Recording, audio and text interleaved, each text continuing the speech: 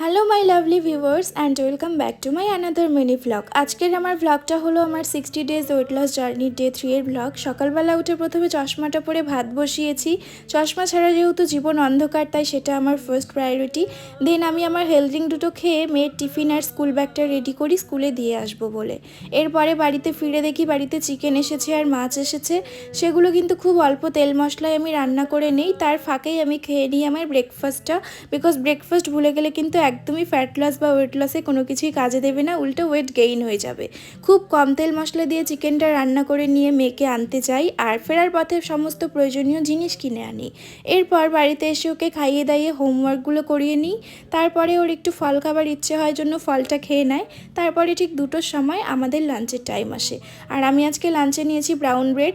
ভাতও খেতে পারতাম, তবে আমার ব্রেডগুলো এক্সপায়ার হয়ে যাবে জন্য আজকে খেয়ে নিলাম 2টো। তারপরে বিকেলে খেয়েছি একটা আমরা খুব ছোট সাইজের, আর তারপরে সন্ধ্যের আগে এক্সারসাইজের সময় খেলাম ব্ল্যাক কফি। ব্ল্যাক কফিটা খেলাম কারণ আজকে খুব এনার্জিলেস লাগছিল শরীরটা।